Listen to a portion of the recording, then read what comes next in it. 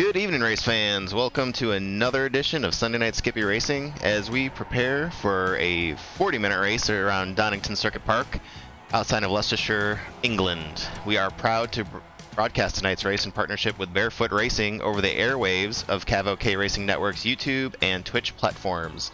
Just search for CavOK Racing, that's C-A-V-O-K. As always, feel free to join in the conversation with your comments and questions. We'll be monitoring the comment section of both platforms, and we'll get to them as time permits.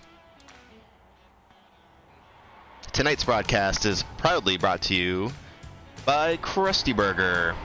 The Rib Witch is back. We start with authentic, letter-graded meat and process the hell out of it. Come try it today. Dunder Mifflin, limitless paper in a paperless world. And special promotional consideration from the Cyberdyne System Corporation. Hey, what's the worst that could happen? All right, ladies and gentlemen, we got a special guest tonight. Used to be a regular, but we're happy to have her back in the broadcast booth. Megan is in the house. Good evening, everyone. Glad to be here tonight for this race. Most of you know how much I love a good wreck fest, so I figured I would definitely join in tonight. I think this race has the capacity to be pretty bonkers with 40-plus drivers, a short racetrack, and limited passing options. I'm excited to be back for tonight's race, so thanks, guys, for having me. Yeah, well, I guess we know what Megan's expectations for the evening are there. That's probably not too far off watching the practice here, but Max unable to make it this evening. Sorry to hear that, but Ian will be joining us, and I guess due to some unfortunate circumstances with his VR headset, this will be the final in-race report for just a couple weeks, and then you'll be joining us in the booth. Is that right, Ian? Yep, that is correct. I've got to send my headset back and get it made all better. But what a good race we are going to have tonight for my last VR experience before having to send it back. I think this is an amazing track with this number of cars on it. There's going to definitely be a lot of things to be looking at. Yeah, and actually, I wanted to get, before we go on board with you, Ian, I kind of wanted to get what Megan's perspective was. She was actually running the course earlier in a test session and was down in the 131 range. So, Megan, what did you think was bad. right? I think that was better than the first time I was starting to run it. But just what turns did you find the most difficult, Megan? So I have to say probably turns 1 and 4. I think we saw in practice a bunch of folks were having a rough go of it in 4 especially. So I'll be interested to see how everybody's handling it. Yeah, that sounds about right, Ian. I don't know if you've got better analysis than that, but that turns 1 and 4. 4, man. Those are the ones. Especially turn 1. And turn 4, and also turn 3 is a tricky little corner to get right. Indeed. Especially on cold tires. Well, let's snuggle up with you in the cockpit here, if you don't mind. All right, so here I go over the start-finish straight. We've got some new rules for exiting onto the straight. This is turn 1. You've just got to get that right. It's a matter of getting your gearing straight and getting down into the right place and just letting it drift over. This is another little tricky corner because this is off-camber downhill and your car just wants to slide off to the right. And this is turn 4, and turn 4 is all about patience. You've got to put the car into the corner and then just come off the gas and just wait. And wait a bit longer and wait a bit longer. This is into the sun. I can't see a damn thing. But I know I need to brake and turn about there and get back on the gas as soon as I can. And then we're coming to a little uphill right-hander here. When you start off, you take this in second, but once your tires are up to temperature, you're probably rolling around there in third, and then you get onto the back straight now, Starkey's straight it's called, as we come down to the S's. and you want to brake as late as you can, and then throw the car into them like that. And if you get it right, you can pick up a lot of time there. If you get it wrong, like I just did, they give you a slowdown penalty. But it's all good fun. So one of the new rules is, I'm going to slow right down here so we can have a quick look at it.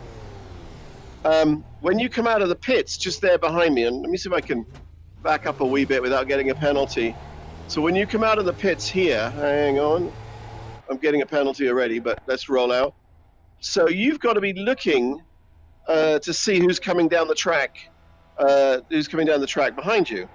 And it's your responsibility to not hit them. Now, obviously, we want people to get out of the pits as quickly as possible. So what they have to do when they come out of the pits, if someone is coming down, is they actually have to stay on the left-hand side of the track around this corner. So they basically will have to track this white line all the way around here until they get sort of around here, and then they can now carry on. They should be up to racing speed, and they should now carry on with the actual race as they would as they go through. So this is a lovely little section here. This is a downhill. This is the little downhill off camber corner. This really catches you out. It doesn't look like much, but if you get it wrong, you are sailing over there to the left. And then as we come down to here, you see that little kink just back there. You want to drop a gear to about 4th and then turn in really early. So you want to be getting your tires sort of over here. The car is going to drift all the way over to this side. And if you get anything more than that, you're sailing off to, this is Starkey's Bridge. And you'll be visiting that the bottom of that bridge in a big way. This corner here is all right. This is not a big deal. You know, you come up here. Biggest problem with this is the light. I don't know if you can see what I can see, but I can't see anything. I'm just guessing more or less where it is. It's a 3rd gear corner. Drop it into 3rd. You want to cut it on the inside. Try and stay on the rumble strip. The car's going to drift out all the way over here. If you hit that little shaded bit, I don't know if you noticed it back there, it'll throw you back over to the right-hand side of the track. As you come up here, you've gone up into 4th, you go down, get into 3rd. Blind apex, you can't see. Let me stop and just back up a wee bit.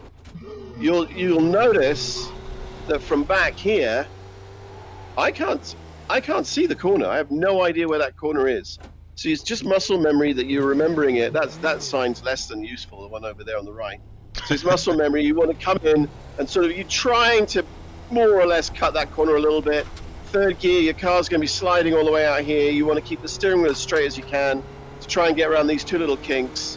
And then you're going to see a lot of drafting on the back of here. And you'll see a lot of cars, like they'll be coming down as fast as they can. They'll be nose to tail. They'll pull out to the other side and you'll get 2x2. Very, very, very, very strange and brave people will do 3x3. I don't think 3x3 is going to fit. And what you're looking for mostly is this black on the side of the track here. There's no real good markers to figure out where you want to brake and slow down for the S bend, for the chicane here. I usually just sort of try and brake somewhere around here, and you're braking as hard as you can, what we call threshold braking. And then when you get down here, you're basically chucking the car into the corner. You want to pick up a little bit of that curb. You can pick up a little bit of this curb. And then it's flat out, back down, over the start-finish line, and you're ready to do another lap.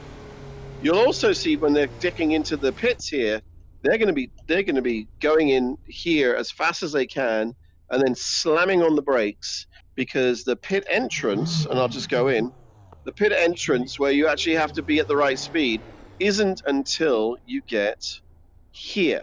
So once you've got down to 37 miles an hour, or whatever the equivalent is in kph, you're good to go. And then you trundle over to your pit box and you refuel. Try to remember not to change your tires, and that's what you do. Now, if you look at these cars, a lot of them are double boxed because we've got so many cars racing that there's not enough pit spots for each car to have their own, and so they double them up. It doesn't matter. It doesn't mean anything in terms of the iRacing. But that's just how it looks. And like I said before, as you're coming out of here, you're going to be looking to see if there's another driver. Now, I'm going to go over this way, and I'm going to get a nasty for that because I'm not supposed to. When you're coming flying down here, your normal line for taking the corner is going to be somewhere over here. Now, obviously, if someone's in this area, you can't. So you're going to be moving your line over to the right. And so there you go. Hopefully Awesome. that will help you.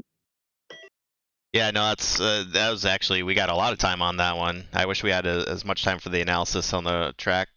Awesome job as always, Ian. Really appreciate it. This is closed qualifying today, Closed correct? qualifying today, yes. All right, so Four laps, and however many minutes it is, 10 minutes. well, we will be checking in with all the different cars. Basically, for those of you who don't iRace or know what any of that means, all the cars will be going out at the same time. They can't see each other or know that each other is there, but we can because we're observing them. So we'll get to watch the drivers as they go out. And let's see, we'll bring up real quick our timing tower. There's a 10-minute qualifying period in which they'll have, is it 4 laps total, I think? Yeah, it's 4 laps total over 10 minutes. 4 laps total to be able to set their fastest time, and that you would anticipate that to be the 4th lap as the tires get warmed up. Other thing to keep in mind that they will need to not have any incidents, any off tracks, and obviously not hit anything, although that's tougher to do when you don't have any other cars on the track. But no incidents for the qualifying lap to count. So a lot of drivers out there on their out laps, and you'll see a scrolling status update on the bottom there as all the drivers go F1 style. For anybody who watches F1, very similar layout there.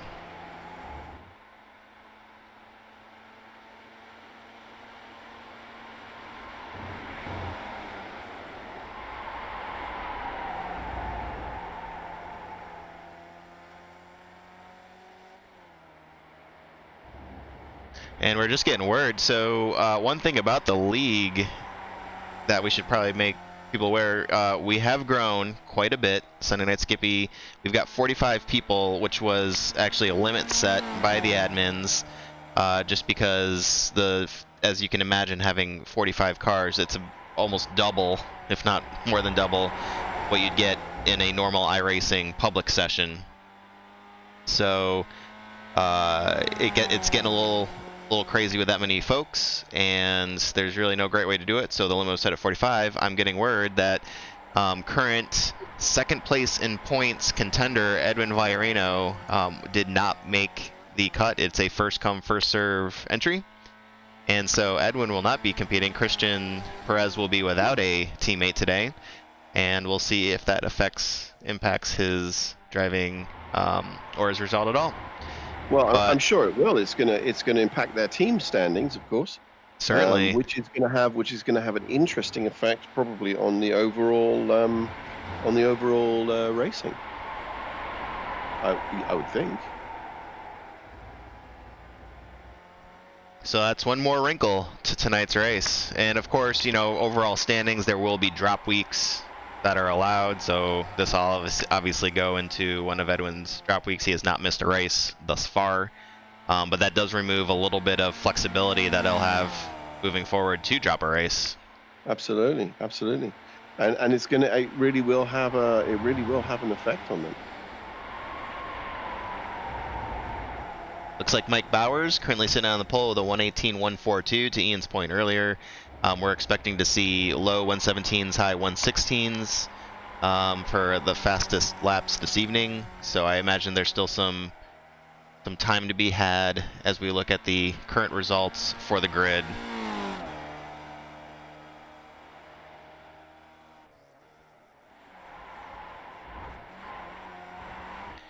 Note Justin Rebello actually just moved down to 3rd. I was going to say he's in 2nd. But we had a nice conversation. We were streaming some flight sim earlier today and noted that his parents are from Lodges, the Azores, which I thought was really cool. I've only got to visit there once, but really enjoyed it. And I thought that was... You visited the Azores? I did, yes, yeah. I pronounce it Azores because I'm American, but that's... The Azores, yeah. So yeah. I've actually been to the Azores by accident a couple of times. By accident? How do you end up in the middle of the Atlantic on accident? So yeah, there you go. So back in the day, when we were flying from the UK to Barbados, the planes would stop and refuel in the Azores. Okay. And so that's how I've been there. But There yeah, you go. yeah, That makes a ton of sense. interesting. Don't think I ever got off a plane though. Yeah, I don't know that I've ever, other than being there, obviously, met anybody from there. It's just a very unique place to be from, I think. So it's pretty cool. Yeah, I have to ask him yeah. about it more sometime. Very beautiful islands. I'm trying to find the. Sorry, go ahead, mate. You keep going. Yeah, okay, well, so we've got Mike Bowers, Carl Dronke, Justin Rubello. Actually, Chris Herrera, team running on empty, takes the pole for the minute, 1:17.558. Great time there from Chris. Back down there, Jonathan Dance. I was just going to say Justin Rubello again. Jonathan Dance takes over the 4th spot from Adequate Racing. And you can see a lot of people bouncing around here. Looks like Chris's teammate Pete Mobrotten from not Chris's teammate. James Hauser is Chris's teammate. He just took over the 5th spot. Pete Mobrotten and Team Full Fuel Strategy currently in the 4th. Yeah. Yeah, we'll call it right now. Team Running on Empty fan club is calling for an end to the race. We'll ping the admins about that and see what we can do. Taking a look at the stats and the season standings for where we are right now. Christian Perez and Edwin Valerino. Christian has had 5 starts and Edwin has had 6. So they're gonna tie those up. So they both will be with 6 starts. But I'm looking at the next 1, 2, 3, 4, 5, 6, 7, 8 drivers. So James Housen, Pete Mobrotten, Chris Herrera, Carl Dronke, Jack Moffett, Jonathan Dance, Jason Bryce, and Don Parks. And they are all sitting on 6 starts as well. So it's going to be very interesting because even though they do get to drop a race, you're looking at the wins column, you've got Christian with 3 wins and Edwin with 3 wins. So Edwin is now going to drop out of that. So it really is going to have a bit of a shakeup of the whole thing. Well, that's what we like to see, some drama in the overall standings. And I wish I could flash that up there. I did not get a chance to update for the good folks watching at home. Hopefully we'll have that updated for next week for you so you can get a visual of what Ian was just talking about. But yeah, always need some drama, mate. Always need some drama. So all right. So Chris Herrera's at the top. 2 minutes left, yeah. And Chris, that's a really great time there, low 117s. I've got my eyes right now on Christian as he's flying solo tonight and seeing what he can do. He's currently sitting in the 5th spot. Mike Bowers is doing very well. He's in 4th at the moment. Indeed. I haven't seen him up toward the top of the grid in quite a bit, actually, now that I'm thinking about it. But it's great to see him, the strong initial showing. Yep. So if you look at their practice times, though, I mean, Chris's best practice time was a 1:16.998. Carl Dronke's best practice time was a 1:16.996. So it's going to be interesting to see where they all end up. Pete Mobrotten's now moved into 2nd place on the grid. Looks like Indeed. Carl's in 3rd. Checking Pete out right now. With a 1:17.521. Most everybody has completed. It looks like Rich Butler's on his second lap. But outside of that, Christian Perez finishing up his 4th lap. Now Carrington Wilmer he's got a practice time of 1:17.732, but I don't see him setting a qualifying time. What's going on with that?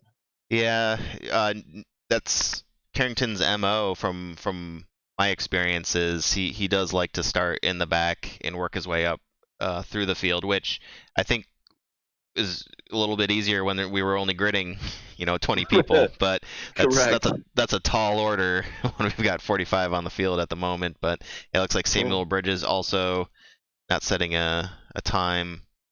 But everybody else looks like people have got their 4 laps in for the most part. Those the drivers who Yep. will be setting one. So that makes sense. And we're running out of time. We're 9:59 now, so there's our 10 minutes. So that's it. So that's the grid.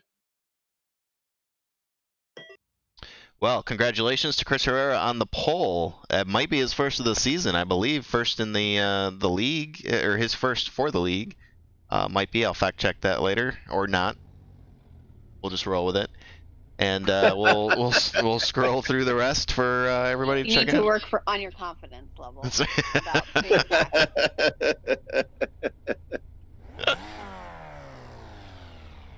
We got a 2-minute grid time here as we'll scroll through all the names, all 45 folks. Got some Good new Lord. people mixed in with series regulars. And that'll be all for today.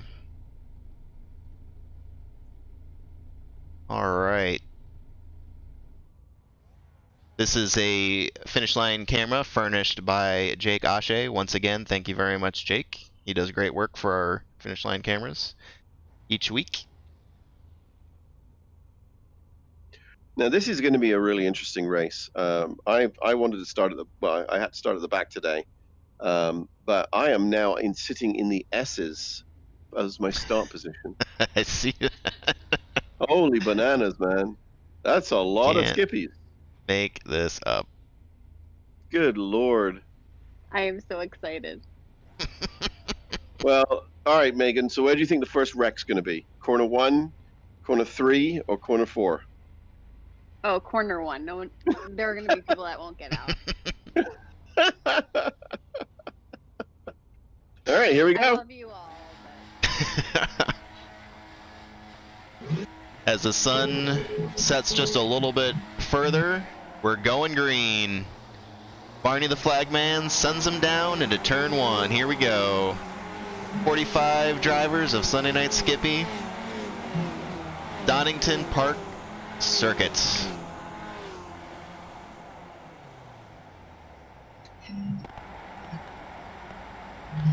And I don't see a lot of off tracks here. We got the blimp view working.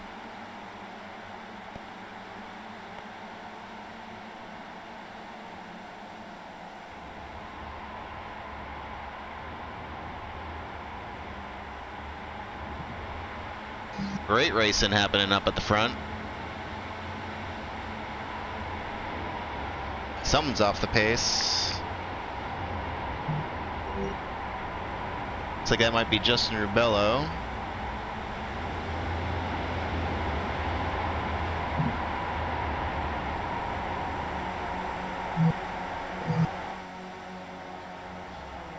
We'll watch Chris Herrera take the field. Down the back stretch into the S's. Chris really likes to take those curbs. I remember that from our week 13 race. He has no fear of those curbs. And it does look like we have a crash further back in the field. Let's go check that out real quick. Jeff Torbeck.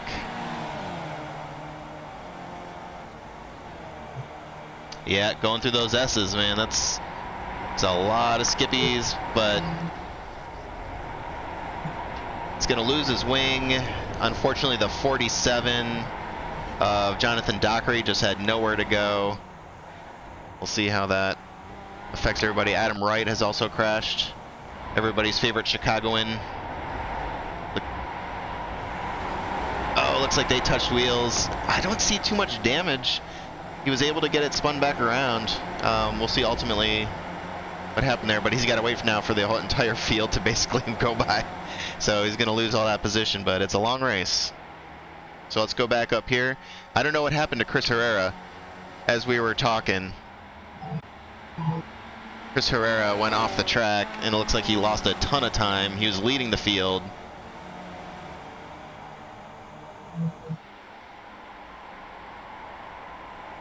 Oh, and oh boy, yeah, turn 1, that's a tough one on cold tires. And he doesn't want to run into anybody, so he ends up losing a lot of spots. That is turn 1, correct? That is turn 1. And we got Carl Dronke here also showing in an off track, but yep. Oh, he takes a spin. Oh my goodness. That was something else. Let's try to see if we can't see that from James Hauser's point of view. This is James Hauser looking forward at Carl, going around turn 4. Everybody else's favorite. Whoa! Oh man. That'll bet he sucked the seat cushion up on that one. Alright, that's enough crashes for right now, folks. Let's go back live.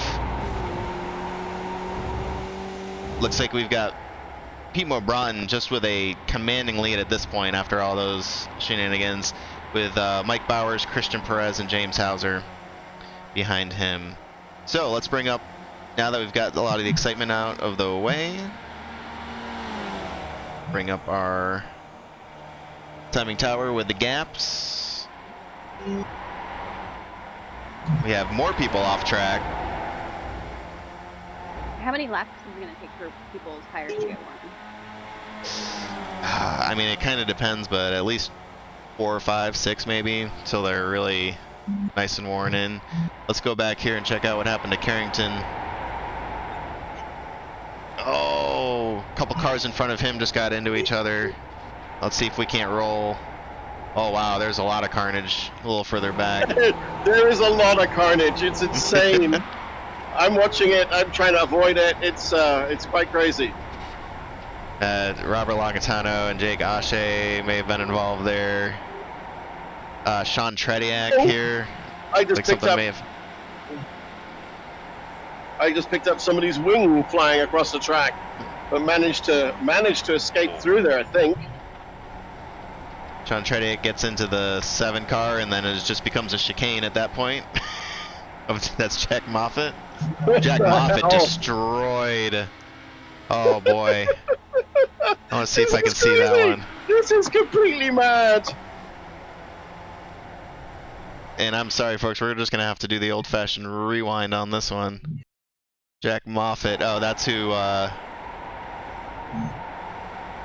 Sean Trediak had gotten into. They touch. I'm not sure what. Oh, yep.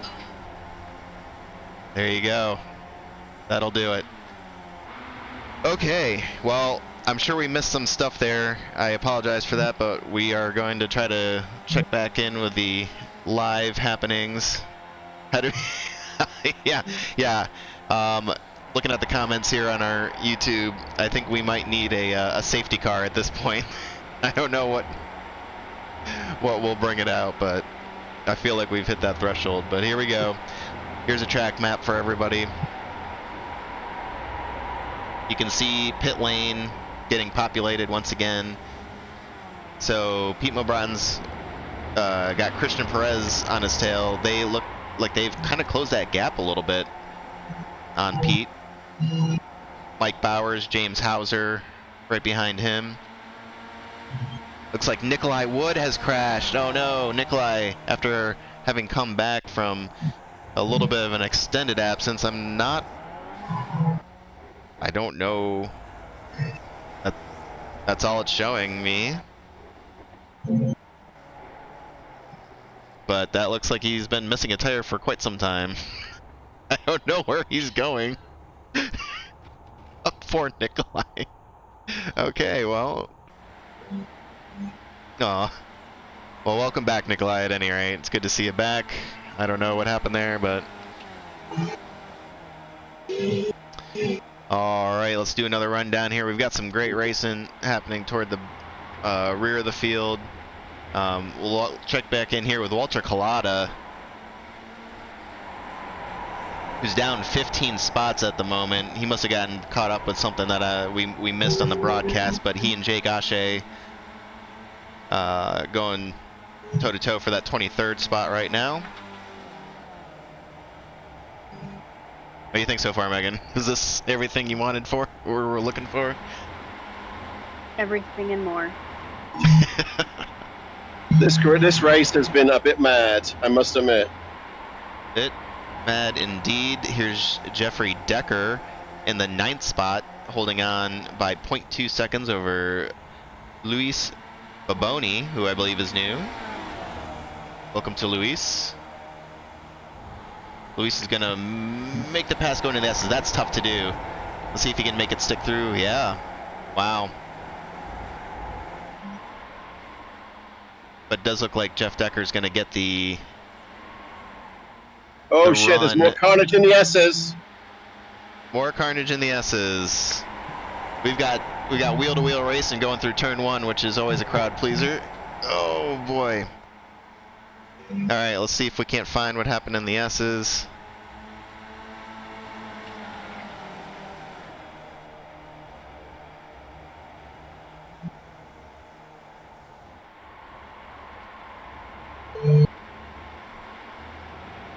Man, this is some. So this is all for the 9th position. They are 6 seconds, almost 7 seconds back from Justin Ribello in the 8th spot.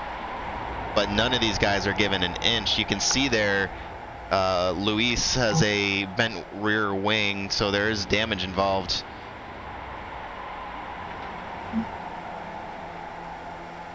There's Victor Santos, Jeffrey Decker, Don Parks, and Joshua Dancy with Paul Bachler kind of watching this whole thing happen. Let's check it out from Paul's perspective so you can get a sense of just how crazy this all is. Oh, somebody's off the track there.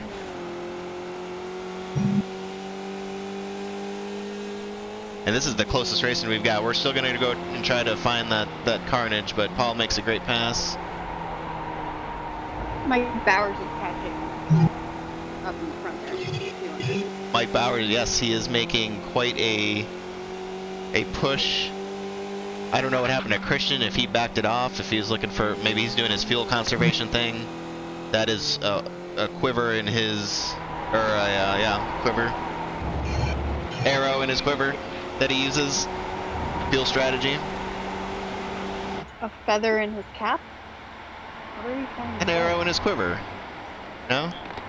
Sure. Alright. Alright, let's see if we can't go back and see what happened with the carnage there real quick. Yeah, Mike just making all sorts of time on Pete. At least momentarily. And we'll check back here real quick. This is Andrew Cole, not Cole W. Cole. I don't know. Oh, yes. He in the 7 touch wheels. And then he, oh man, that's a tough place to be. He has nowhere to go. Everybody's got to avoid him. Woo. Everyone did a good job of avoiding him. That was pretty impressive. Not bad.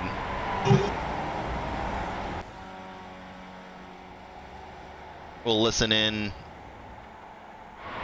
live here as... Hey, JR, put on the right. You can see Mike Bowers, to Megan's point, has caught Pete Mabrotten, James Hauser in tow. Christian Perez now 1.5 seconds back.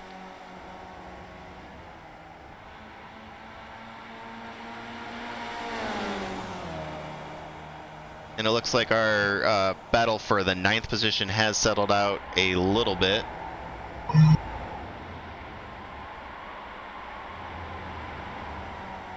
Make that, Pete.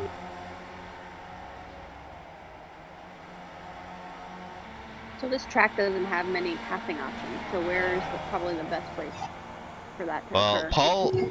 Paul seems to be making the S's work, that back stretch. If you can draft and get around, so there's 2 long stretches.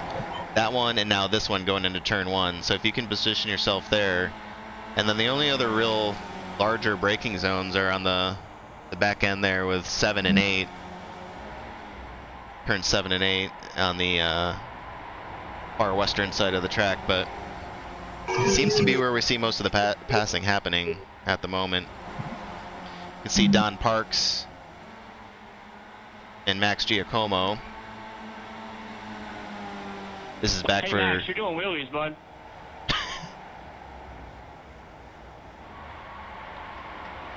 Thank you, Rich. Oh. Don sends it wide, but is able to control it. That'll be an off track, but no Buddy, I damage. didn't hear you.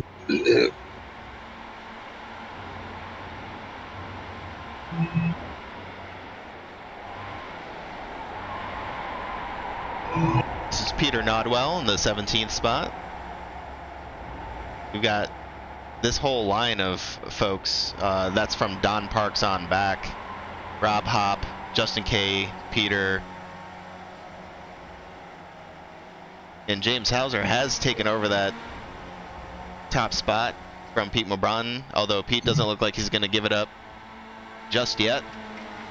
Wow, that's great racing right there. Wheel to wheel as they go down. This is tough to just drive on your own. They're making passes. That's the infamous turn 4.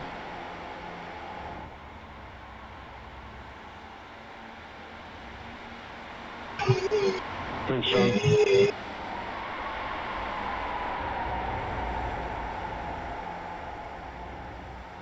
It's good stuff. James, Pete, and Mike with Christian hanging out just in the background.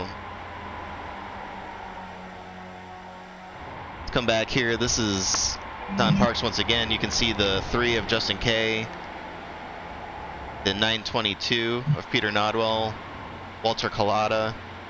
They're getting around the 7 car who's lap traffic. That's Jack Moffitt. He was the one who, his car basically exploded earlier that we saw.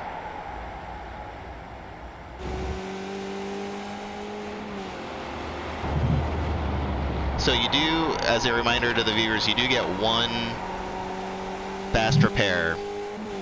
So anybody, it looks like, you know. Thanks, Josh. Can I pass it? So we're trying to listen in. And a little further back from that group we were just riding along, this is Carrington Wilmer in the safety car. He's up 21 spots currently. He had a little bit of contact there early on, but it looks like he's made the most of it, and he's worked himself to the 19th spot.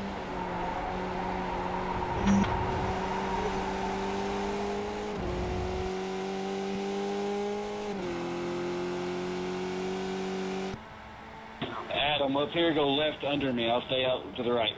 And you can hear the drivers communicate.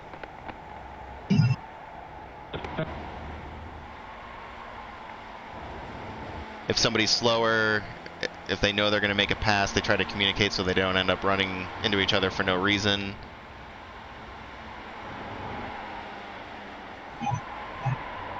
Which is something unique to that you can do on iRacing. You have that kind of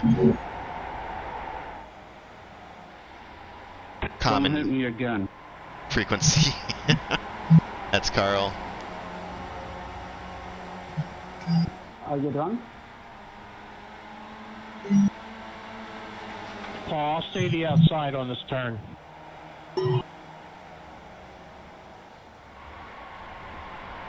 You're listening there to Carl. Pete Mobron has taken back the top spot. We'll meet them for just a little bit as they communicate. Christian Perez working his way back up. Looks like he may have just been laying back a little bit.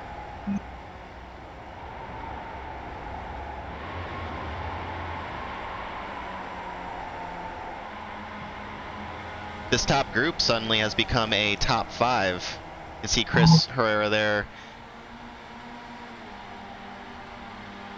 And Chris has hit the hot lap with a 116. There you go. Chris holds, he fell back there when he went into the grass and decided it was time to catch up, so he's going to run a 116.84 on his last lap. Impressive indeed. So you're looking at the group here. Chris Herrera is really the last of that group. The 924 there of Rob Hop is, or I'm sorry, that's not the 924.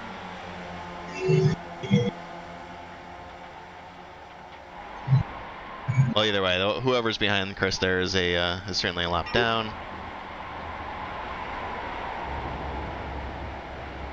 Got another almost 4 seconds back to Jonathan Dance in the 6th spot. So this is about as close as you're going to get at the moment. It looks like Don Parks is back in to try to fix some damage. We'll look back here at Jeff Torbeck, who's got Adam Wright. Adam Wright was in earlier to fix some damage. I believe Jeff was also involved. Fortunately, I don't have a statistician here to help me keep everything straight. Are you looking at me to do that? No. Yes, because you know better. I can't keep it straight. When do we think people are going to start pitting? Well, that's a really good question. You know, typically it's plus or minus a couple minutes of the halfway mark, so we are approaching that. It does look like Chris Herrera, Pete Mulbron. It does. Oh, you ask and shall receive. Chris Herrera, Pete Mulbron, and James Hauser all on pit road. Well, let's check in with them. You can see them there in those top spots. It looks like Pete's going to win the race off with James and Chris right behind him. So this is what Ian was talking about with the coming off of pit lane, and look at all that traffic that they're going to have to navigate around. It's pretty impressive. Yeah, with this many cars on the track, you can see where having to stay left is actually, that will come into play more often than not.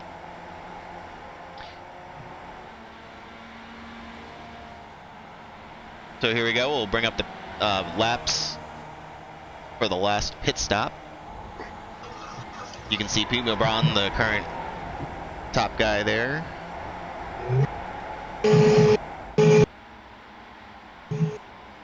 And the pit stops in the Skip Barber are a skill unto themselves.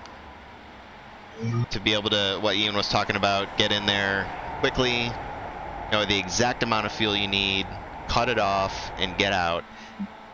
You could, that's a lot of time waiting for you if you can figure that out.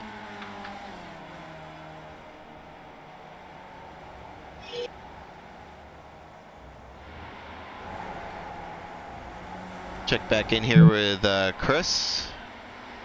Wouldn't want to keep team running on empty waiting too long here. You can see him there. We're working our way through a lot of traffic here.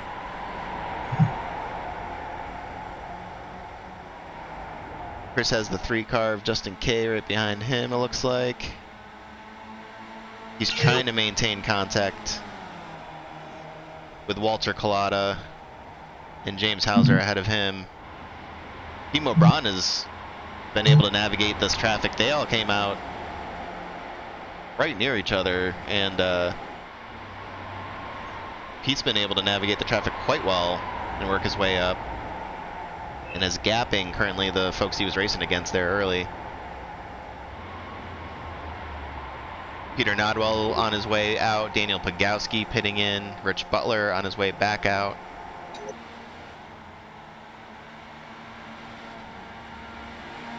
See Justin Rubello setting a personal best time for the evening. So this is some good racing back here, where the 924 of Rob Hopp is at the end of this train with Justin K, Joshua Dancy, and then Chris Herrera, though Chris has pit, these guys have not. Looks like Walter Collada will take his pit. Max Giacomo. Rich Butler, Joe Zubovich. We got all sorts of strategies playing out here. Ian mentioned before that taking tires isn't really you actually don't want to do that, because then you just got to warm them all back up and you're wasting time. So it's really just a gas and go. Yield, Victor.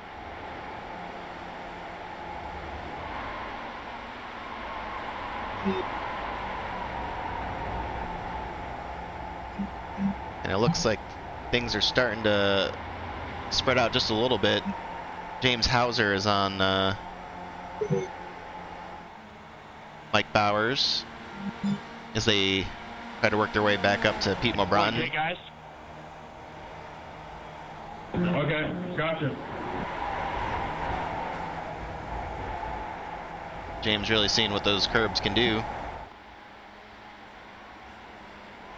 Oh, I missed my pit box. Oh my god. You can hear Decker missed his pit box. It's unfortunate. We've got a lot of cars On my right, sorry, on my right. coming off pit road here. Pitting.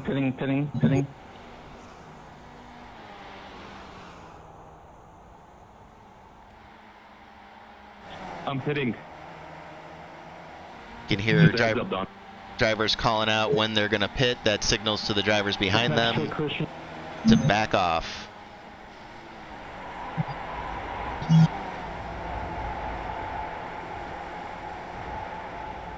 There goes Christian, your current leader.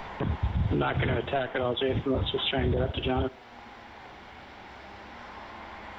I'm pitting, Rob, pitting. So we'll look at Pete Mobrotten. Jonathan Dance also pits, but Pete Mobrotten here is highlighted in green on the track map, so you can kind of see where they're at. 924 pitting. Here comes the start-finish line.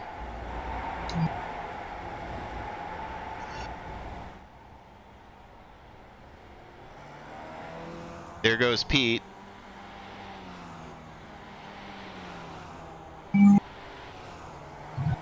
I'm going to stay the outside. What happened to Christian?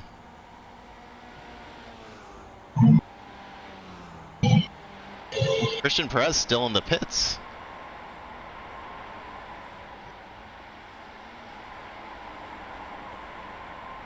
We should be. Can we pull up the pit times? Yeah, he's currently, well, right down there on the bottom. You see he's sitting at 70 seconds right now. You expect to see around 37. So he's more than doubled what you'd expect to see. So that effectively takes Christian out of the running for the win. So back up here with Pete Mobrotten running with James, 1.39 seconds behind him. Mike Bowers on his gearbox. Well, and it's a reminder, Chris Herrera's sitting there in fourth, and him and James Hauser are on the same team. So we'll see if that comes into play with strategy as we take this to the end. 100%. Mike Bowers has made himself a running on empty sandwich. You can see there the 30 car of Antoine Decache waving Chris by, not wanting to hold up one of the guys competing for the lead.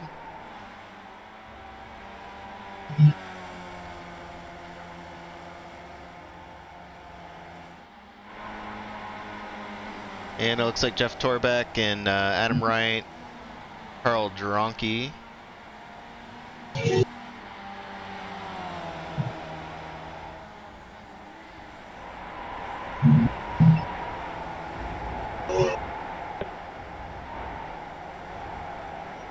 Battle for 19th as Hop goes down on the pit road. Jason Bice, we haven't talked about much today. Team Undecided. He's having a great battle there with the 79 of Justin Rubello. I'm listening, Jonathan. Go for it. Thank you. Can you catch me here? I don't think so.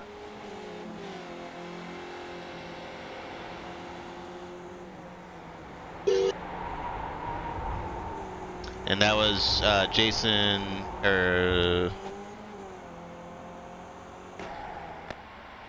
Bice talking to the 7 of Jack Moffitt. Jack a little bit down, so he's gonna, looks like, try to let Jason by when it makes sense. We have 25 cars currently on the lead lap, although check back in here with Pete. It looks like our own Ian is next up on the chopping block.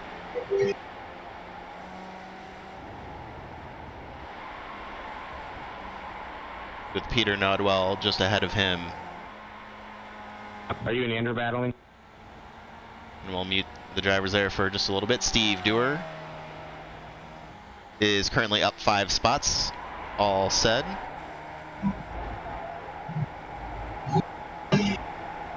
One of the more consistent and safer drivers on the track. Good to see him climbing up the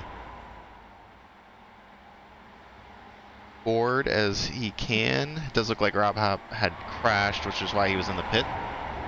Checking back in with Carrington. Doesn't look like he's made much more progress, but he's still up 24 spots. Jeff Torbeck off track. Oh, of course we cut away. Looks like whoever Carrington was battling there was having some internet issues.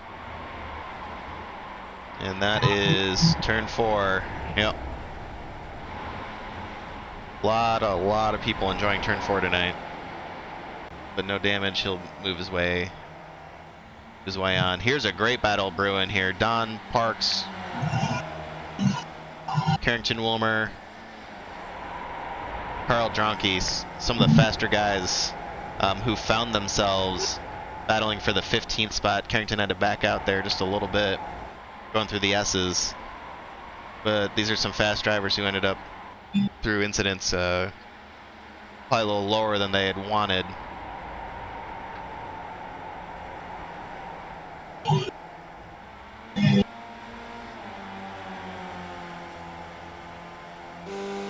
Looking back from Carl's perspective.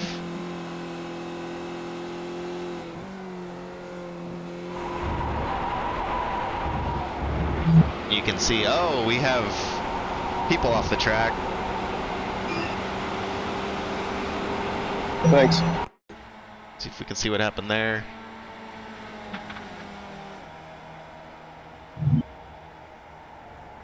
Oh, somebody was slow. Oh, and that is Max Giacomo. D. Giacomo, I'm sorry, I think I've been saying his name wrong. We're right along board with Max.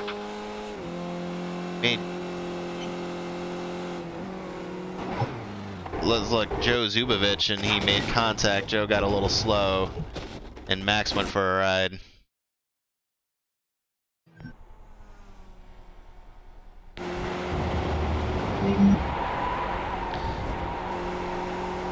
James Hauser's view, 0.7 seconds back now from Pete, and 10 minutes remaining.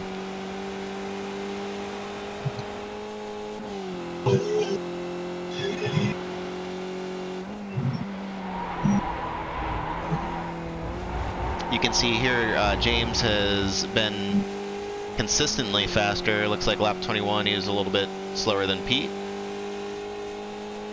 See how this plays out, but yeah, James making some good time there over the last 5 laps for the most part on Pete, closing that gap.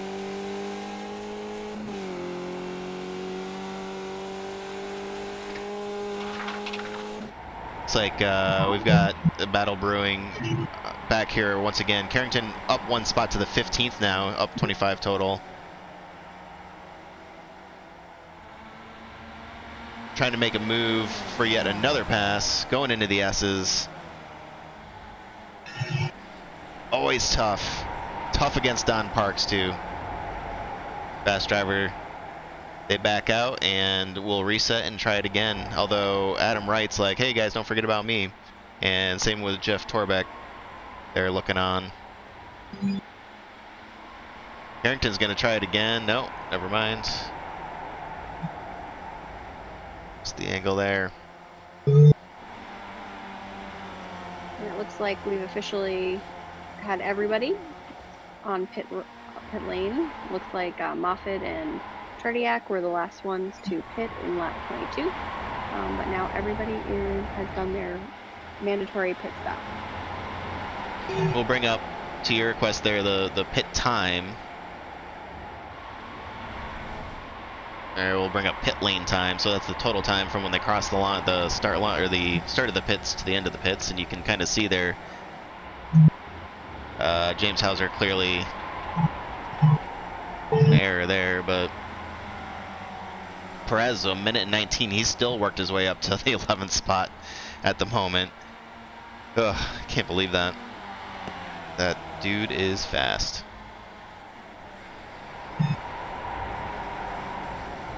And Adam Wright trying to put the work in there.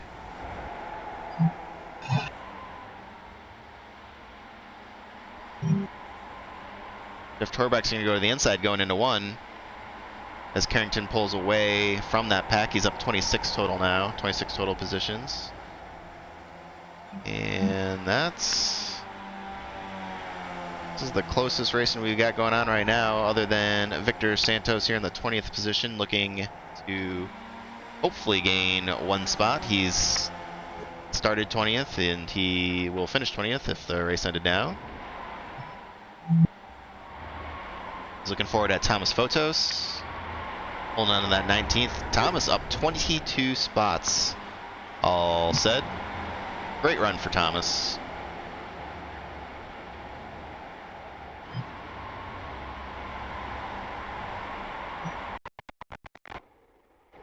Whoa. And we got some internet issues there. No worries.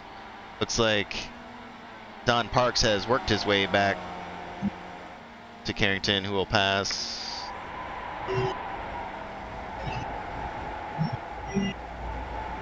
Not sure what happened there. Jason Bice and Justin Rubello continue.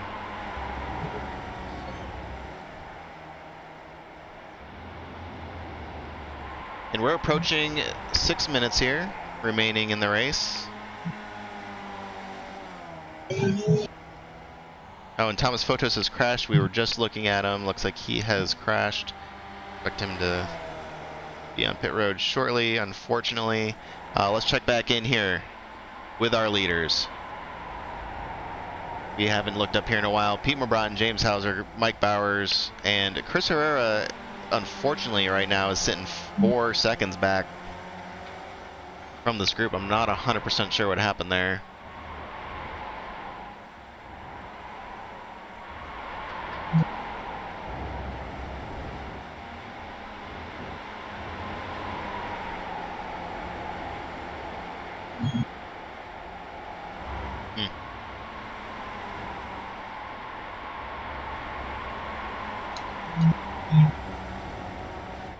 You can see the distance there back to Chris as he's actually working his way around Ian.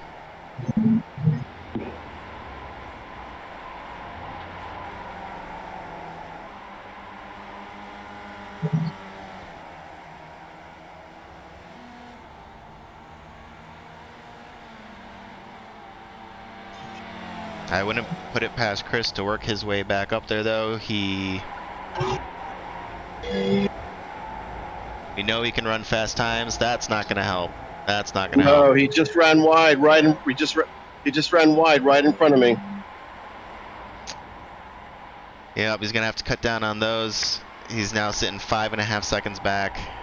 Not great for him. Inside, Robert. Hi, Ian. Thank you, Robert. All right. So, we have a three-way battle here for the lead. These are all the podium spots. They've got a good solid 5.5 seconds back to Chris Herrera. I'll mention Jonathan Dance, Justin Rubello, Jason Bice, Paul Bachler, Luis Babino. Sorry. You're the worst. I know. I apologize to Luis. Baboni. I think that is correct, yes. There you go. And Walter Collada will round out your top 10, although Christian is making a push for a top 10 position on Walter, which is just crazy to see.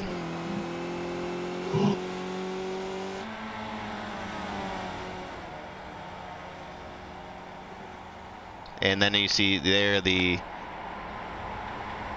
difficult pit lane entry. Oh my. Pete and James. James is going to take it over in turn 1. But Pete. Oh, shit. Back markers.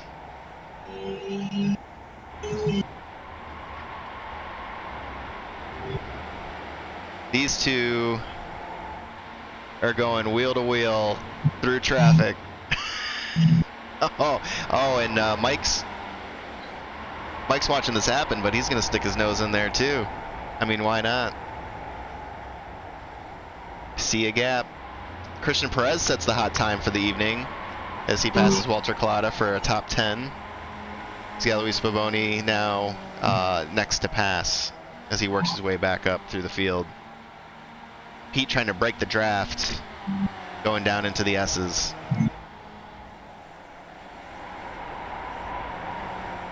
Wow.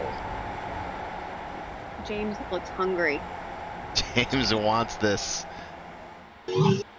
I got to imagine Mike Bowers is just happy to sit back and watch this for the time being. He's still got there's less than 2 minutes now in the race, so I got to imagine this is the and James they saves both it. went off. That's gonna let Mike go by.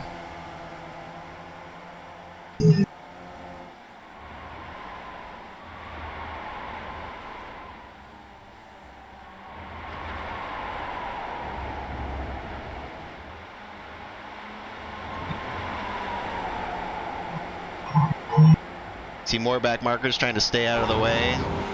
I mean, this is it, folks. This is for all the marbles. Chris has worked his way up to 3 seconds now on the gap, but he doesn't have much time at all. This is going to be, they're going to come to the white flag here, I have to imagine.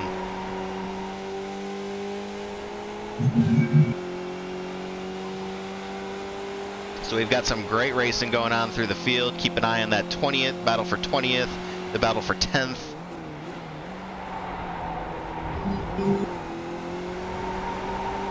But right now we've got 3 back markers ahead of the 3 leaders. They are all spread out wide. What's going to happen, folks?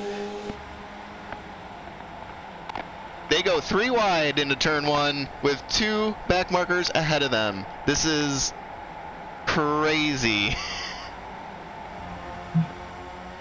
They are flying formation. I don't even know who's who anymore. It looks like James sneaks his way through Mike, and yeah, That's the one way to 350 do of it, a back marker. Thomas Photos just says, you know what? Eject. I'm out. I'm not dealing with this. This is the white flag, folks. This is the race to the finish. This will determine your podium. James and Pete, wheel to wheel. Mike Bowers, not to be forgotten. Chris Herrera, getting in closer, 1.5 seconds. Trying everything he can to catch up with the back markers. Probably able to work his way through a much easier.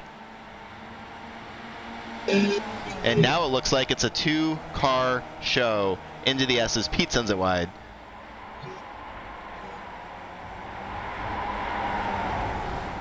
James sends the wheel off, but it looks like he's going to have the run. Woo! And Mike Bowers kind of lumps it across there. We got a great battle here. So this is, they have just started their lap, but there's Steve Dewar.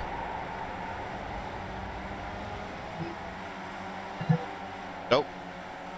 Maybe they have finished. I apologize. All right, well, we'll come back here then to the finish line. It looks like since they were a lap down, that probably ended their race. I was not thinking about that. As we see our drivers come across the finish line, congratulations to James Hauser. Pete Mobron comes in second. Wait.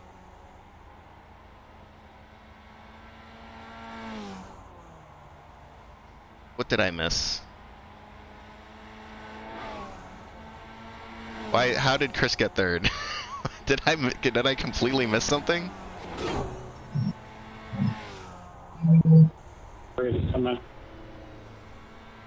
Yep, it looks like Chris passed Mike Bowers.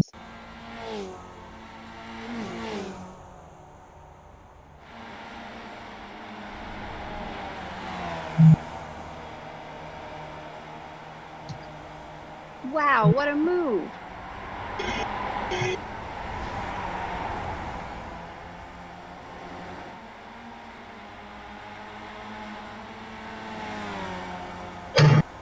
That wasn't the last lap, was it?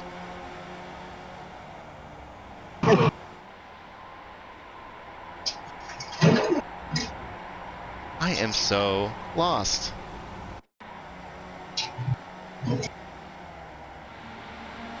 This is Mike Bowers. He was slow. Oh, he was slow. That wasn't Mike up front.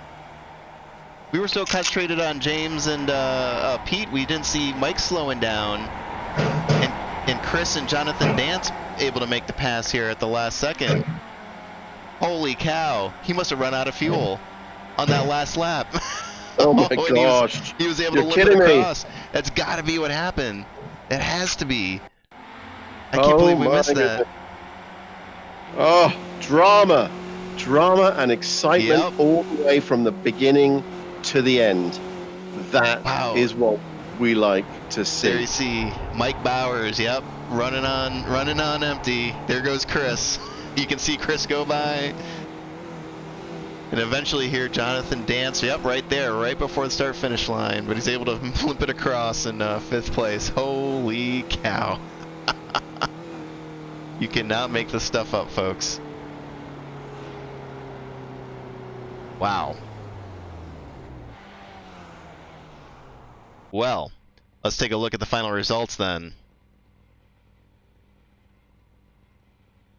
James Congrats. Hauser.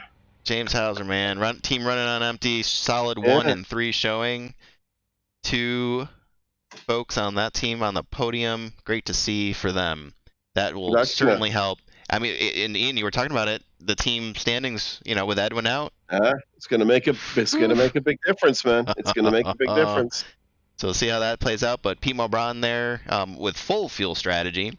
He took home 2nd place. Congrats to him. Jonathan Dance and Mike Bowers round out your top 5. Justin Ribello, great showing from him. Jason Bice, a top 10 for him as well. Great. Paul Bachler. Christian Perez, after I don't know what happened, still gets a P9 out of the evening. Just I mean, wow.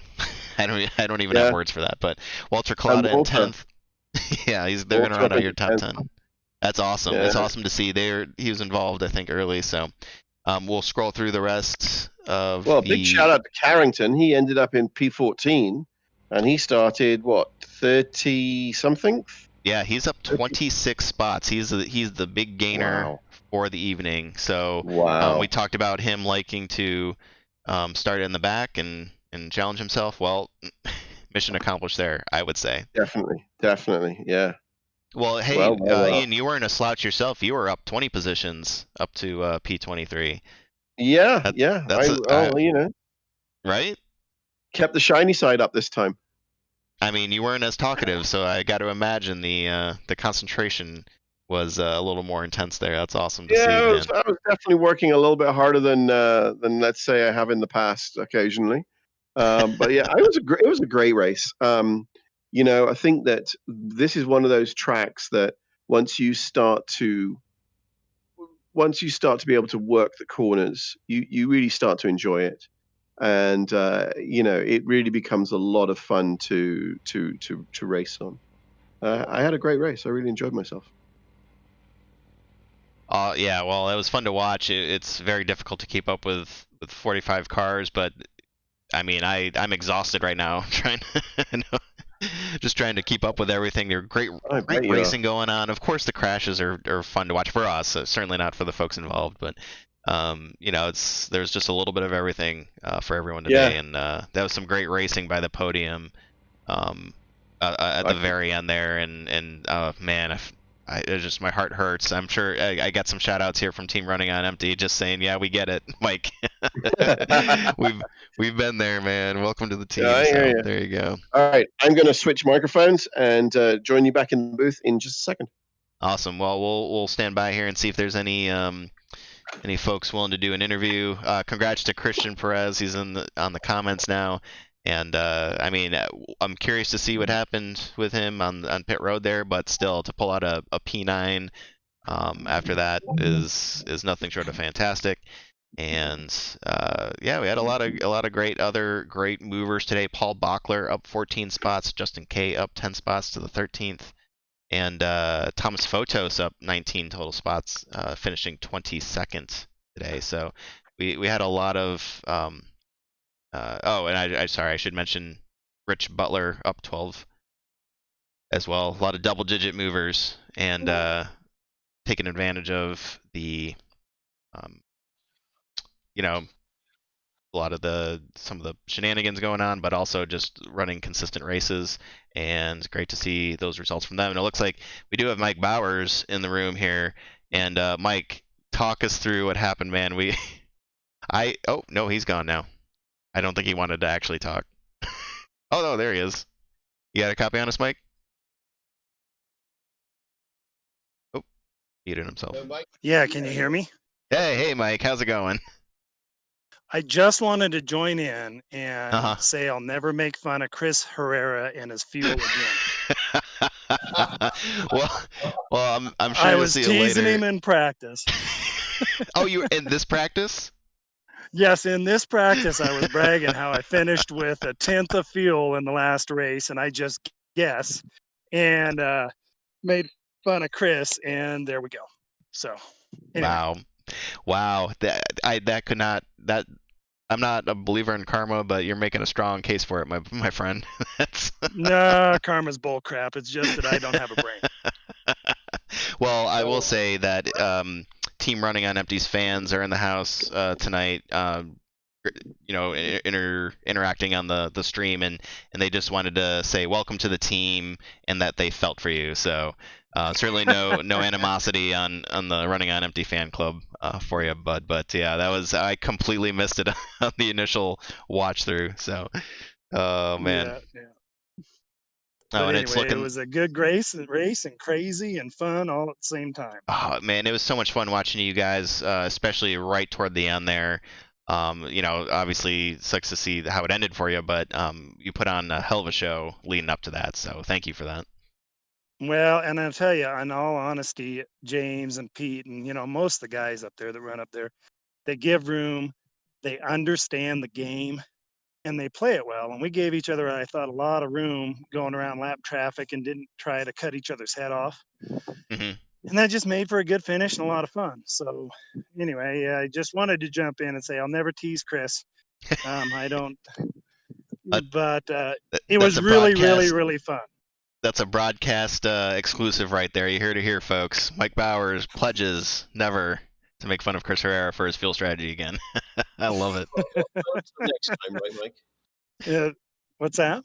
Not until next time. Yeah, not until I stick my foot in my mouth again for something dumber. Oh man! But thanks for the broadcast, guys. It makes it a whole lot of fun on Monday to go and watch that back, and I'm going to practice more because it paid off. Man, I'll tell you, I don't. I was meaning to look at the stats. I don't feel like I've called you. We know you're a fast driver. I just don't feel like we've been calling you up toward the front as much this season. But yeah, we expect to see you up there every week, and it was great to see it again and really mixing it up. So I guess kids, that's a lesson there. Practice makes perfect. I don't know if there's a G.I. Joe after school special message for that, but absolutely. Awesome. Thanks for the broadcast. You guys are cool. I'm hunting rattlesnakes right now, so I got to get back at it. Please do. Yeah. Go for that. That seems like a priority. Yeah, it's good fun. We do it in the evenings. It's really cool. All right, 3 in a week, so we're doing good. With the hunt. Oh yeah, we'll get something. I'll ship them to you if you want to eat them. No, that's okay. All right, thank you guys. Later, man. See you, buddy. Bye. Congrats, James. James in the house. James is in the house. James, you got a good copy on us? Yeah, I sure do. James, man, what a finish to that race. Can you talk us through what that was like, especially at the very end? I mean, there was a lot of stuff happening throughout the race, but I think we were very fixated on the top three there, especially as you were making your way through all of these lap traffic, back markers, and it looked pretty clean from our perspective, but it couldn't have been easy. Yeah, that was great. I don't know how we all made it cleanly through it. I was talking to Pete a second ago, and I think we both, and with Mike, I don't think any of us pushed too hard to get through them. We're trying to be a little patient because it just looked like instant death if you went a little too hard. Yeah, well, it was it looked like a lot of good, respectful racing on everybody's part, and not just the top three there, but I was trying to look back here and see when exactly you took over the lead.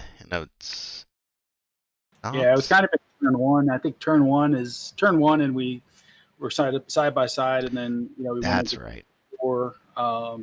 Again, I was a little bit in the lead, but I gave up all the speed going into turn 4 just to not hit anyone. And then Pete tried to make a run around 5 and 6, and I was able to in there. So it was pretty good. And then Mike Herrera ran out of gas. So, Yeah, Mike I mean, Bowers. Yeah, yeah. yeah.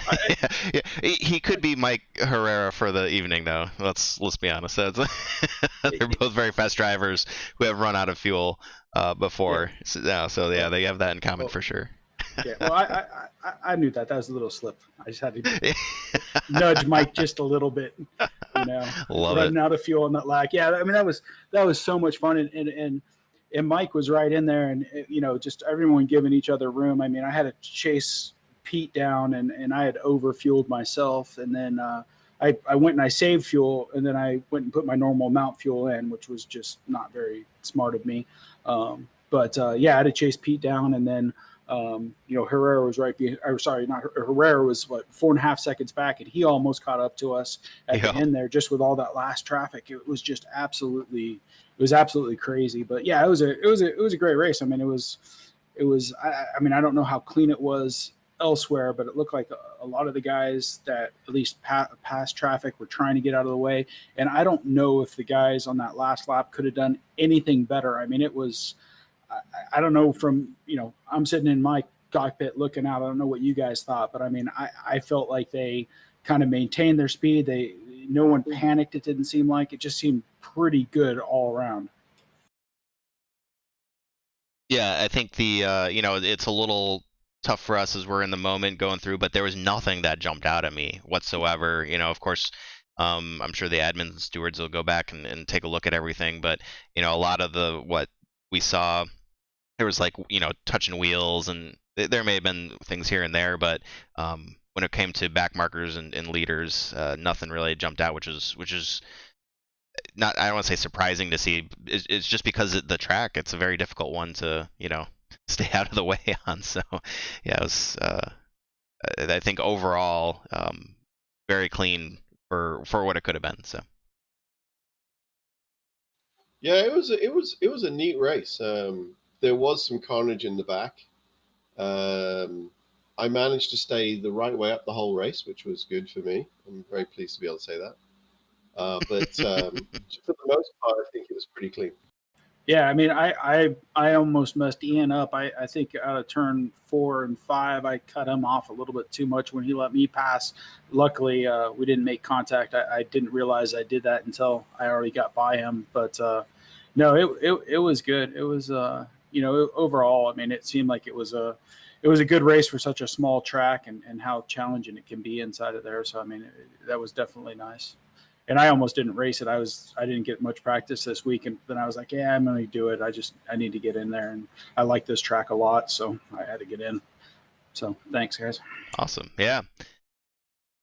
Well, thanks for joining us, James.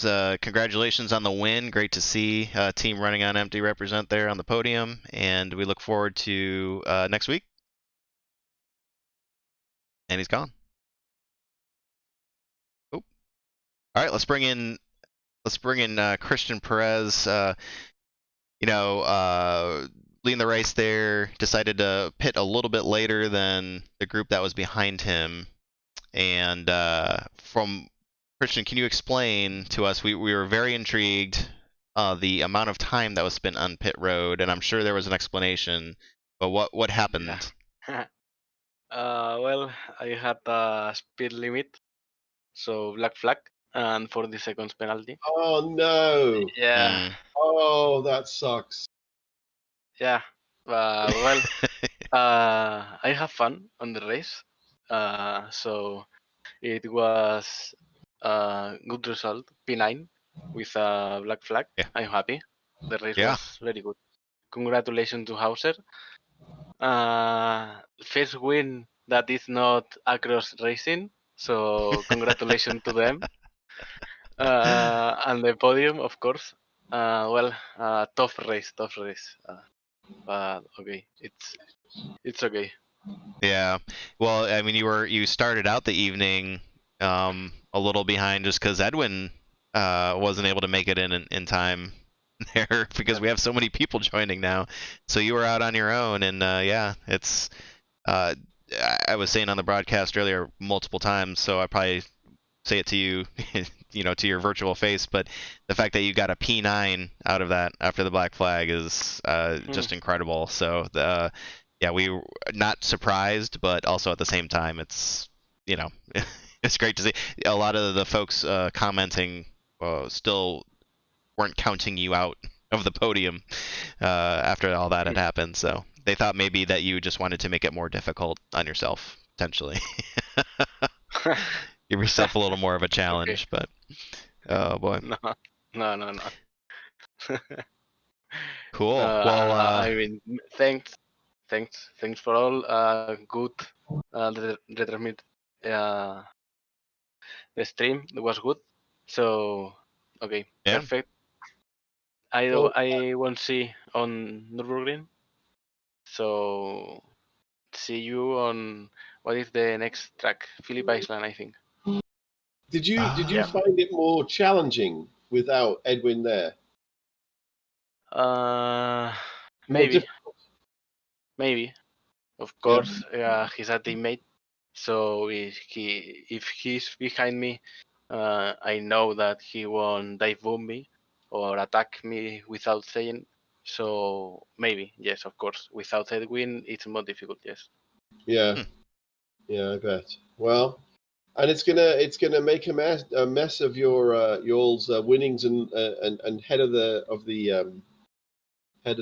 statistics of the championship as well. No. What? I don't understand the question. It's gonna. Is it? How do you think it's gonna affect your standing for both your team and yourselves in the championship race? Well, but of course. But well, don't worry. Don't worry. We have the half of the way, so we can just push a little bit. This is the first week that we don't win, so I mean we can win all, so it's fine. Cool. Don't worry. Oh, Awesome. I'm not worried, my friend, but I'm intrigued. I am interested to see how this all goes. Well, we will miss you at Nürburgring, of course, but we will see you at Phillip Island. We look forward to that. Okay. See you guys. Awesome. We'll see you later, Christian. Bye. Ciao. Bye. All right. Let's bring in Pete Broughton, who had victory in his grasp, and it just slipped away right at the end to a worthy opponent. Pete, what do you think of the race tonight? Well, I thought I did pretty good until you introduced it like that. Yeah. You did all right. It was good. It was fine. Oh my gosh. How was your race, mate? Did we lose him? Pete, you there? Oh, yeah, I'm still here. Yeah. So talk us through how you felt it went. So we had a pretty dynamic race up front. There seemed to be a lot of argy-bargy pushing around behind me. So I got a little bit of a gap, and then I saw Christian come through, and he was bringing the whole world with him, reeling in 3/4 tenths a lap with the big train behind him. So I knew that was going to be an issue. And then when he finally caught up to me, I saw there was quite a bit of lap traffic ahead. So I went ahead for the undercut and was watching his lap times. After I came out of the pit, saw he was doing mid-16, so I expected him to come out a few seconds ahead. But that's actually why I jumped in the interview with him. I don't know what the hell happened. I best I can tell, I think he got a pit lane speeding and had to spend another 20 seconds in the pit because I passed him in the pit lane for no reason and never saw him again. Yeah, well, we just were able to talk to him. Were you able to hear that, or you still don't know? No, I didn't catch that. Yeah, no. he had a speeding penalty in going into pit road. Yeah, that was the best thing I could figure with the extra 40 seconds there, and then that'll do it. The last couple laps were almost kind of self-explanatory. That traffic was just an absolute madhouse for first sector last lap. I think James and I both kind of mutually agreed, like let's just pick our way through here, and let's both back off a little bit so we survive. And then had a good battle at the end. Unfortunately, he got the inside for that chicane, and that makes it very difficult to reclaim before the line. It's just how it goes.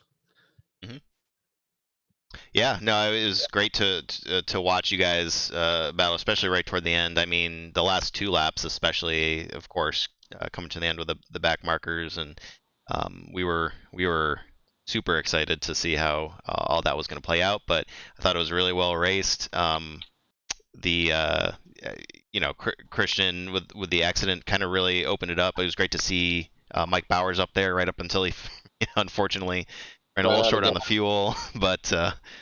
Yeah, it was a lot of fun from our perspective. So hopefully you guys were enjoying it as well. It was a great second place finish for you, and I was just actually trying to look up. I was mentioning earlier I did not update the standings on the overlay, but you're sitting solidly in 4th place right now. It looks like without any drop weeks or whatever.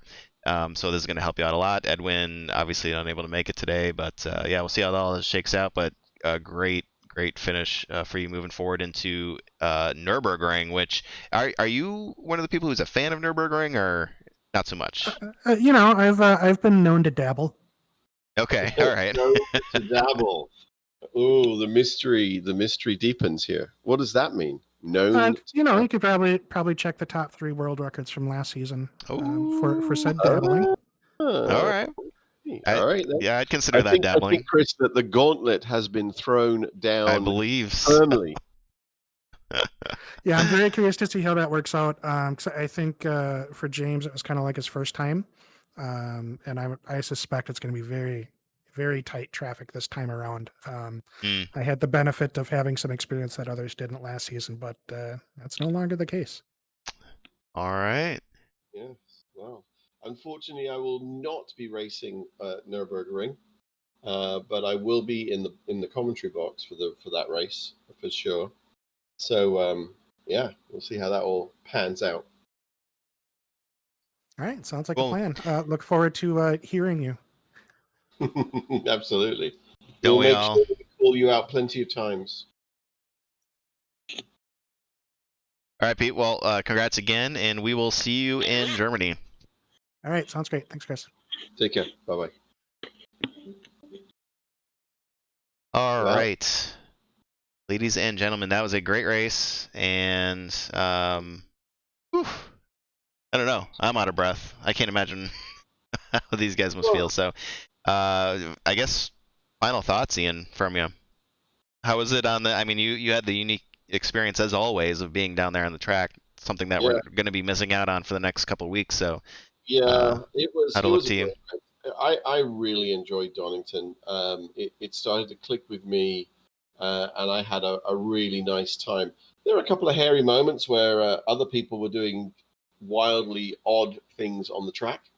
And I discovered when I pitted for fuel that my front wing had been damaged by somebody else's debris on the track, which is both a pain, but also kind of cool, from a geeky technical point of view. It's, I hit someone else's body part of their car. Let me be very clear. Of the car, yeah. Of their car. Let's be specific. My car, and that's pretty neat for a simulator, for a simulated race. So, but yeah, I had a great time. I enjoyed it. The track was brilliant. The lighting is phenomenal as always. Going around some of those corners and having the sun straight in your eyes, where you couldn't see the track at all. You were just kind of guesstimating where you would brake and turn. Made it a little bit more challenging, but it was a lot of fun to do. I really, really enjoyed the race. I missed Max. Of course, yeah. We were sad to see him not here tonight. But yeah, I mean, I guess we were unfortunately without Max, but we were with Megan, so we got we'll get the whole crew together here before too long, maybe next week for Nürburgring, which of course is always a good time. That's going to be fun because it's a long track, it's a slow race. We don't do a lot of laps because the laps take so long to do.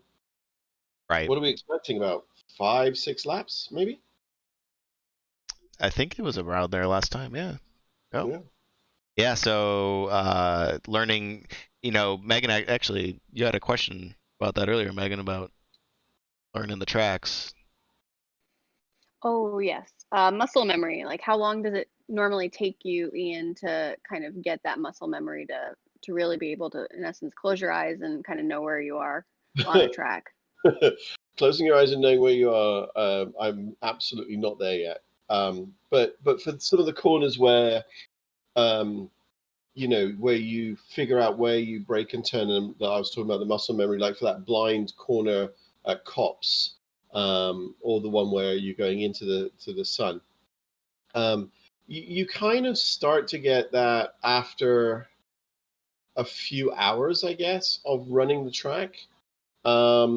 You start to pick up on other visual cues. So you'll sort of realize when you see this thing in the distance, that means I should be doing this other thing. And it does take a while. I think one of the biggest things that I still struggle with, but that I've learned, is it really, really matters where you're looking. You need to be not looking at where you want to go now. You want to be looking at where you want to go next. And that, if you can when you get that right, you'll shave a lot of time off of your runs. You really will. Sounds weird, but it really works. But yeah, the muscle memory does take a little while. It's just banging it out and keep doing it, and then eventually you sort of get used to. I change gear here, I brake here, I turn here. I mean, it's never perfect, but it's usually good enough. Does that make sense? Yeah. Absolutely. Yeah, and that's helpful. And I think for everybody, it also goes to show just how much time and effort everybody puts in, not only to, tonight, but obviously all the practice and throughout the week that you all have to do as well in order to be able to race like this on a Sunday. Yeah. And hopefully one day I'll be able to race really well. One day. All right, Megan, what do you got? You sounded very excited all the way through that race. Oh yeah, well, there was a lot going on, and I apologize. I totally forgot to slide you into the channel where you couldn't hear me screaming in your ear, but so it's unfortunate for you. But there was just some great racing throughout the field. We say that every week, but I just feel like this track especially, there was just so much happening. We don't like to focus on the crashes, which is what I'm doing exactly right now, in slow motion, as a matter of fact. But it was tough because you wanted to go and see what happened, if there was an incident, but at the same time you were missing out on wheel-to-wheel racing through the S's. So it was very difficult to make those decisions as the race was going on. But I think the end was great. It was fun to see the fact that we wanted to focus at the front of the field at the end. Normally the closest racing that's happening further back. So it was really exciting to see that the race for the win was basically on the line. And that's I think a testament to Christian and Edwin, and who had up until this point all of the wins for the season.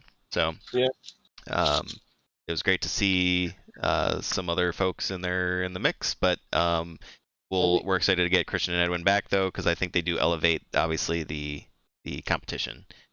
And well, one of the other nice things to note is we're getting more and more cars finishing on the lead lap. And I think that in itself is showing that the quality of the racing and the ability of the drivers is increasing week by week, season by season. I'm really looking forward to the day where we get 40 drivers all on the same lap, all on the lead lap. That will be absolutely incredible. Yeah, and to the point, I'm sure there's going to be places where the stewards are going to assign penalties, and they need to. And there was some things that probably happened that shouldn't have. But at the same time, I think each week you see just a great improvement on the quality of the racing, and everybody just really take it, doing the practices. We do the practice sessions each week. Who if you're watching this, for whatever reason you're still watching this, throughout the week, even if you aren't qualified to race in the league, you can still partake in those practice sessions, and up your game a bit. And I think you were seeing the results of that on the track every Sunday night. Yeah, absolutely. And we're getting 20 drivers in those practice sessions, and we encourage them. They're open to everybody. You just have to join our Discord, where you'll be able to find the password for the practice sessions. And come on down. Come on down. Awesome. Well, I spent that entire time trying to rewind and figure out. Nikolai Wood, on his return in VR, had a VR issue and ended up crashing out. Is his wheel off there? I'm watching your replay. Oh no, he was involved earlier. It looks like that's when his wheel fell off. There's a nose cone there somewhere. Oh, there we go, right there. Came round and he ran in there. Bang. And he looks like his wheels are okay in that picture, but obviously one of them just fell off. Oh wait. Yeah, one of his wheels must be broken. All of a sudden it'll go sideways on him. Then he makes his way. There you go. Off it goes. And then he makes his way all the way around, which is actually pretty dang impressive when you think about it. Yeah. And back and to then, the pit. But then something happened. I think that he got to this point and had an issue with his VR system, because we at one point just saw him doing a circle and planting it. But that's actually pretty good for... Yep, there we go. The slow death spiral into the wall. Oh my god. Oh man. All right, well... There he goes. He's gone off the wrong way. He's completely... I don't know where he's going. He drove off the track like he's going... Yeah. That's not where the garage is. Going for tea. Oh boy. Yeah. Well, we'll call it a night. Maybe this may be something that we can do in the future, where we just look at the funny things that happen throughout the week on a blooper reel. But we'll call it a night for this evening. Megan, any last thoughts on the race? Oh, you guys are still talking? You do it all night? Apparently. Nope, just I'm glad I joined back for this race. I knew it was going to be a good one, and it certainly was. And congratulations again to James, and to running on empty, to James and Chris for that 1 and 3rd spot, and to Pete for his 2nd place win. Yeah. Good to have you back, Megan. Thank you. All right. Well, I think that'll do it for Barefoot Racing and the Cavalcade Racing Network for this evening. Glad that you guys joined us here at Donington. It was a lot of fun for us. I hope it was for you as well. We do have 1 vote, 2 votes now for bloopers. So maybe that's something we'll do. Maybe I'll just kind of scroll through and we'll do slow motion wrecks instead of everything else. See if. There we go. That's good feedback. All right, we got the thumbs up, so we're doing it. Yep. We've got a couple from now of on, don't. Yeah, go for it. Weekend. Say that again. Formula One. We're going to be in the UK. Next at Silverstone. At Silverstone, yep. And then of course we will be in Germany. Yeah, we're doing the European tour. We'll have Megan and I are going to be getting the champagne for mimosas as we watch the race, because we figured that was about as fancy as we can get watching F1. We'll save the natty lights for our NASCAR races and the mimosas for Formula One. But yeah, we're looking forward to that coming back. As a sad lack of any kind of racing today up until tonight, so we were very pumped and ready to see Sunday night Skippy racing. Good stuff, guys. Well, it was brilliant talking with you all, broadcasting with you guys. I hope everybody out there is listening enjoyed it, and we will see you in Germany. I don't know what's goodbye in German. I feel like I should know this. Auf Wiedersehen. Auf Wiedersehen. Auf Wiedersehen. Dankeschön. We'll see you guys later. Bye. Dankeschön. Auf Wiedersehen. Auf Wiedersehen.